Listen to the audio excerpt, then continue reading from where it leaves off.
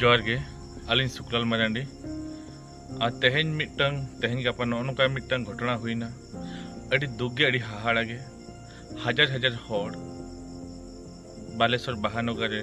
train accident ते अड़ीगान होड़ जीवी ताको क्षति जीवी को आलाय का अकोज बाबा अकोज आयो अकोज हपन अकोज दई अकोज तेना अकोज मई अकोज गिद्रा अकोज बाबू अकोज काका अकोज दादा अकोज गोड़म हान नौका अड़ीगान आयमा होड़ा जीवी ओंडे चलाव कना और अड़ी दुख रेना दिन कना अड़ी हाहाड़ा रेना दिन कना और जहां को आधन को दो एक्सीडेंट करते जहां जीवी बचाव कना उनको दो मारांग बुरु ठेन नेहर तहन कना उनको नायते नपाय तको तहन मा उनको लगन को बेसोग मा और जहां रिन परिवार रिन जहां फैमिली रिन अकोय हर को बंगा तलायना उनको फैमिली मारांग बुरु दाड़े एमा को माय और जहां को को बंगा तलायना उनको आत्मा हो शांति तहन मा सड़कपुरी रे नोआ गे इन मारांग बुरु ठेन नेहर लिन दोहया ओना साथे आबो रिन कोड़ा हो ओंडे हर उधर कमी रे को मेसा कान गया और अलिनी आशाया लगन खुना लगन जहां इंजर्ड मेना को उनको को रिकवरी मा और इना मारांग घटना हुईना अकोय बिन दोषिया अकोय बिन दायिया पाले विधना विधान गे नौका ताहे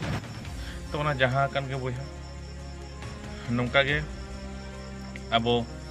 सिमड़ीपाड़ बांचाव नुतुम ते सिमड़ीपाड़ बांचाव दो आबो सानाम होड़ा कर्तव्य कना दायित्व कना इखन सिमड़ीपाड़ बांचाव नुतुम ते आबो आदिवासी दमन आदिवासी गोज नोआ तो बाबन बर्दाश्त तीस नौका गे बुरुडीही रिनिज मिटंग बुरुडीही जहां आबो बांगरीपुसी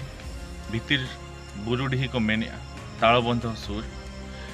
ओंडे मिटंग आबोई सान्ताड़ कोड़ा गे आज काड़ा पांते चलाव लेना बिरते उनी पांते चलाव कान अक्तो रे फॉरेस्टर उनी शिकारी मेनते भाबी कते को टूटी गज आकादे ना मिटंग अडी दुख रेना कथा कना अडी दया रेना कथा कना किंतु अडी दुख बुझेब कना जे सिमड़ीपाड़ बांचा दो आबो सानाम होड़ा कर्तव्य कना सानाम मयूरभंज होड़ा कर्तव्य कना और दायित्व कना इखन सिमड़ीपाड़ बांचाव नुतुम ते आबो आदिवासी गोज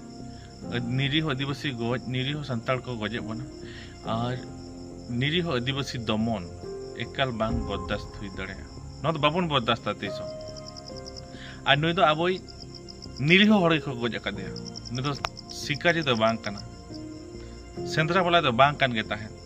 जुदी शिकारी हुई को आए नुकु को मेना जे कॉम्बिंग ऑपरेशन बड़े आले शिकारी सला गुड़ी हुई कान तले सामांग दापरा जुदी शिकारी को टूटी गज कया ताले नुकुआ